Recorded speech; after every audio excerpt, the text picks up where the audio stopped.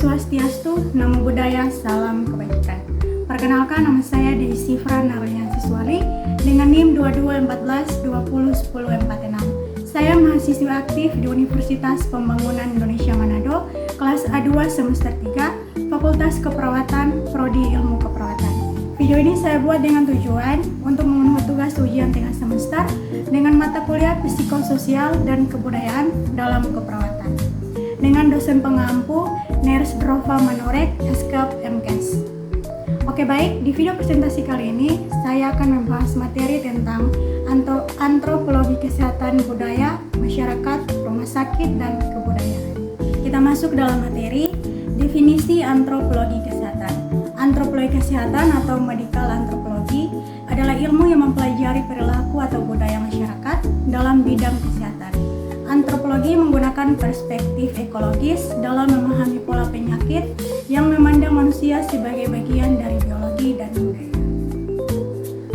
Peranan antropologi kesehatan.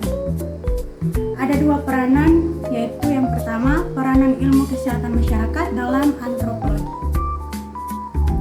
Peranan ilmu kesehatan masyarakat adalah memberikan pemahaman tentang sikap penduduk yang ditelitinya tentang kesehatan, makanan, dan lain sebagainya. Yang kedua, peranan antropologi kesehatan dalam pembangunan kesehatan. Fokus yang dibicarakan dalam bagian ini adalah mengenai antropologi tentang kesehatan atau antropologi dalam kesehatan. Ini berarti membahas kesehatan dari perspektif antropologi sebagai ahli antropologi dan membahas ahli antropologi sebagai pekerja kesehatan. Untuk menjadi seorang ahli antropologi kesehatan, seseorang memerlukan dasar latihan antropologi yang baik, pengalaman penelitian, naluri terhadap masalah, simpati terhadap orang lain, dan tentu saja memasuki dunia kesehatan dan masyarakat kesehatan yang bersedia menerima kehadiran para ahli antropologi. Perkembangan budaya kesehatan manusia. Budaya adalah hasil cipta karya dan karsa manusia. Budaya lahir akibat adanya interaksi dan pemikiran manusia. Manusia akan selalu berkembang seiring dengan perkembangan ilmu, pengetahuan, dan teknologi yang mereka hasilkan. Budaya manusia pun juga akan ikut berkembang dan berubah dari waktu ke waktu. Hal sama terjadi pada budaya kesehatan yang ada di masyarakat. Budaya kesehatan akan mengalami perubahan dengan kemajuan ilmu pengetahuan yang pesat dan teknologi yang semakin canggih. Budaya kesehatan di masa lalu berbeda dengan budaya kesehatan di masa sekarang dan masa yang akan mendatang. Salah satu contoh budaya kesehatan adalah tentang cara menjaga kesehatan personal seperti mandi, keramas, dan sikat gigi. Pada zaman dahulu, sebelum ditemukannya formula untuk sabun oleh Al-Zari, kimiawi Persia, manusia di berbagai daerah belahan dunia memiliki cara berbeda dalam membersihkan diri. Penggunaan yang lazim pada masa itu diantaranya adalah minyak, abu, batu apung, sesuai dengan kebudayaan mereka. Masyarakat Mesir kuno melakukan ritual mandi dengan menggunakan kombinasi minyak, hewani, dan nabati ditambah garam alkali. Ini adalah pengganti sabun. Ramuan ini pun berfungsi untuk menyembuhkan penyakit kulit sekaligus membersihkan. Penerapan antropologi kesehatan kepada kebudayaan. Manusia disebut sebagai makhluk yang berbahaya. Tidak lain adalah makhluk yang senantiasa mendayagunakan akal budinya untuk menciptakan kebahagiaan. Karena yang membahagiakan hidup manusia itu hakikatnya sesuatu yang baik dan adil, maka hanya manusia selalu berusaha menciptakan kebaikan, kebenaran, dan keadilan sajalah yang berhak menyandang gelar manusia berbudaya. Budaya adalah salah satu contoh pula dari asumsi-asumsi dasar yang ditemukan ataupun dikembangkan oleh salah satu kelompok tertentu dari organisasi dan kemudian menjadi acuan dalam mengatasi persoalan-persoalan yang berkaitan dengan adaptasi keluar dan integrasi internal. Karena dalam kurun waktu tertentu telah berjalan atau bekerja dengan baik, maka dipandang sah. Akhirnya kebudayaan dibakukan bahwa setiap anggota organisasi harus menerimanya sebagai cara yang tepat dalam pendekatan pelaksanaan pekerjaan-pekerjaan dalam organisasi. Sedangkan kebudayaan yaitu sesuatu yang akan mempengaruhi tingkat pengetahuan dan meliputi sistem ide atau gagasan yang terdapat dalam pikiran manusia. Sehingga dalam kehidupan sehari-hari, kebudayaan itu bersifat abstrak. Kata budaya atau kebudayaan itu sendiri berasal dari bahasa Sanskerta, yaitu budaya, yang merupakan bentuk jamak dari budi atau akal. Diartikan sebagai hal-hal yang berkaitan dengan manusia dan kebudayaan dalam sosiologi manusia, dan kebudayaan dinilai sebagai duit tunggal. Maksudnya bahwa walaupun keduanya berbeda, tetapi keduanya merupakan satu kesatuan. Aspek budaya yang mempengaruhi perilaku kesehatan. Menurut G.M. Foster 2003, aspek budaya dapat mempengaruhi kesehatan seseorang antara lain yaitu yang pertama, pengaruh tradisi terhadap perilaku kesehatan dan status kesehatan. Ada beberapa tradisi di dalam masyarakat yang dapat berpengaruh negatif terhadap kesehatan masyarakat. Misalnya di New Guinea pernah terjadi wabah penyakit kuru. Penyakit ini menyerang susunan saraf otak dan penyebabnya adalah virus. Penderitanya hanya terbatas pada wanita dan anak-anak kecil. Setelah dilakukan penelitian, ternyata penyakit ini menyebar luar karena adanya tradisi kanibalisme, yaitu kebiasaan memenggal kepala orang dan tubuh serta kepala manusia yang dipenggal tersebut hanya dibagikan kepada wanita dan anak-anak. Sehingga kasus epidemi penyakit kuru ini hanya terbatas di kalangan wanita dan anak-anak. Yang kedua, pengaruh sikap fatalistis terhadap perilaku dan kesehatan. Hal ini adalah sikap fatalistis yang juga mempengaruhi perilaku kesehatan.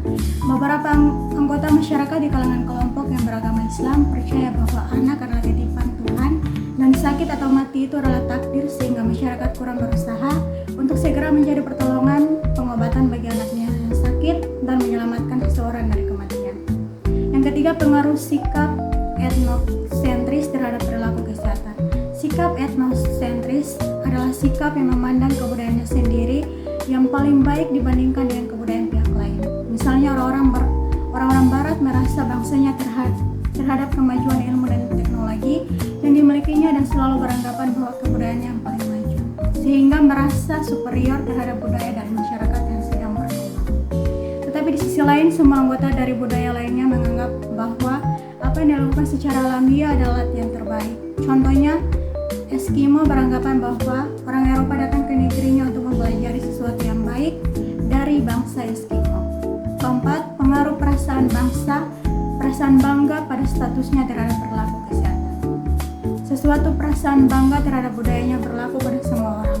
Hal tersebut berkaitan dengan sikap etnosentris. Sebagai contoh, Marley S. Parlan menyampaikan pengalaman kerjanya di Taiwan dalam program kesehatan ibu dan anak. Hubungan antara budaya dan kesehatan. Kebudayaan sangat erat berhubungannya dengan masyarakat. Melville J. Herskovits dan Bronislaw Malinowski mengemukakan bahwa segala sesuatu yang terdapat dalam masyarakat ditentukan oleh kebudayaan yang dimiliki oleh masyarakat itu sendiri.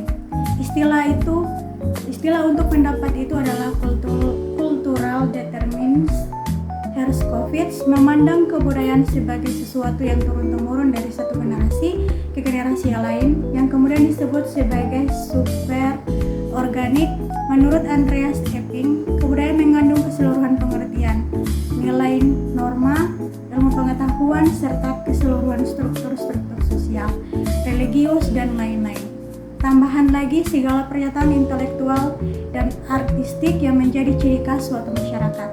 Menurut Edward B. Tiller, kebudayaan merupakan keseluruhan yang kompleks dan di dalamnya terkandung pengetahuan, kepercayaan, kesenian, moral, hukum, adat istiadat, dan kemampuan-kemampuan lain yang didapat seseorang sebagai anggota masyarakat.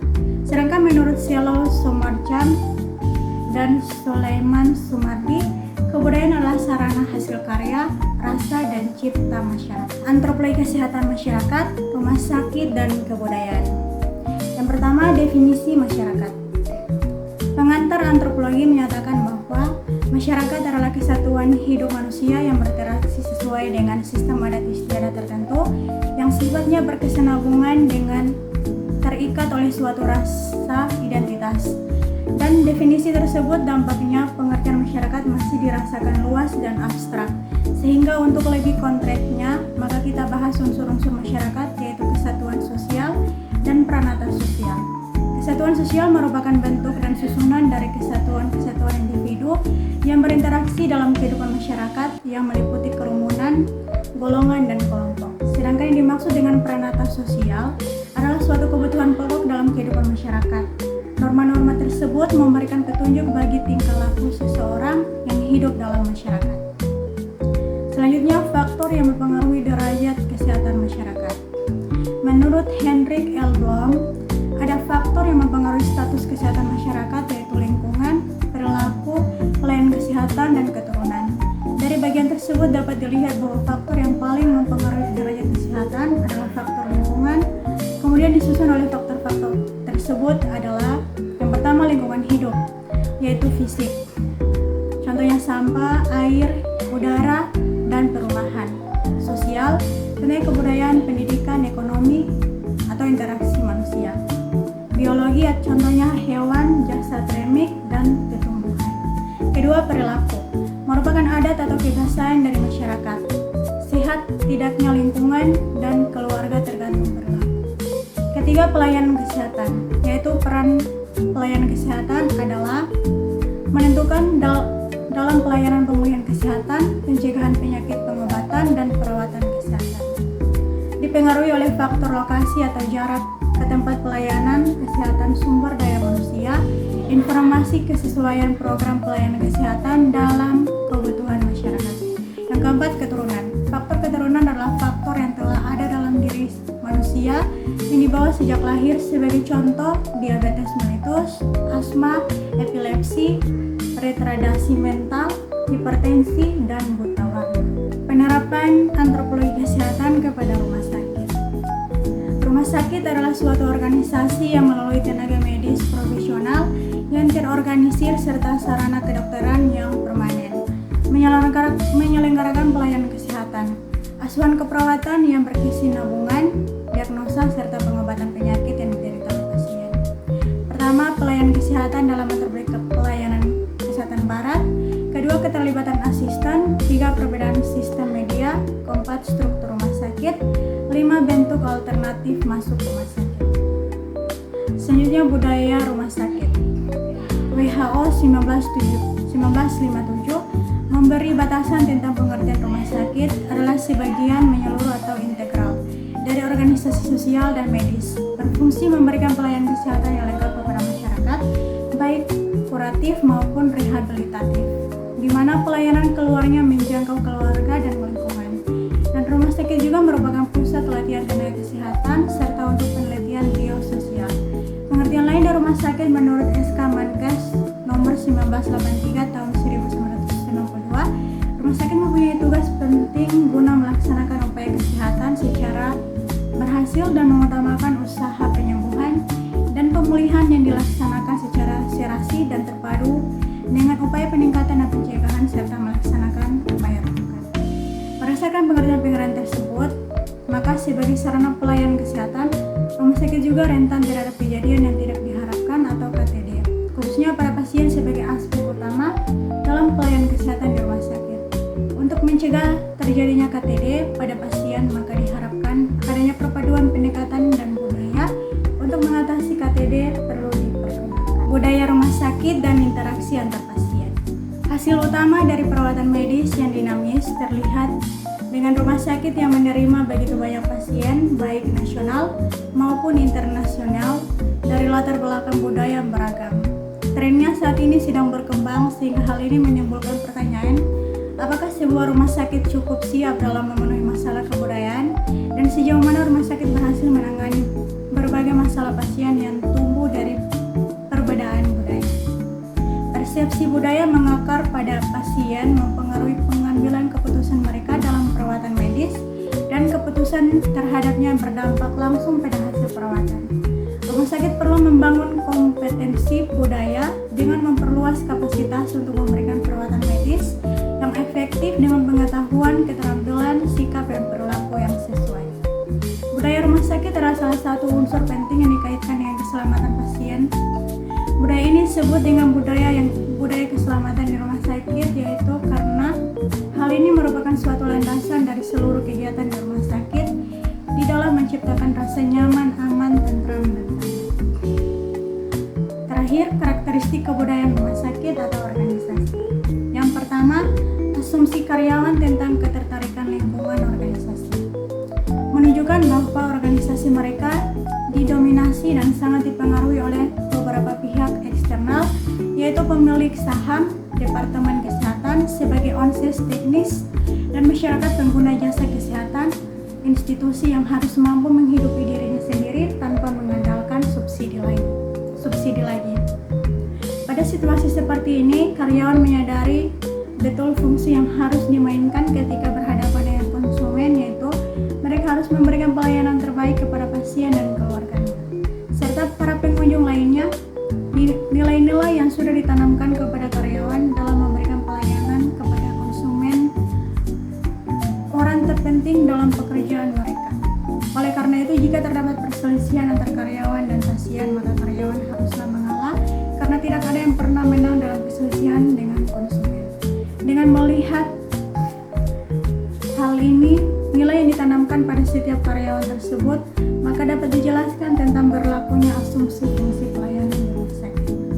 Yang kedua, pandangan karyawan mengenai bagaimana sesuatu itu dipandang sebagai fakta atau tidak benar atau tidak.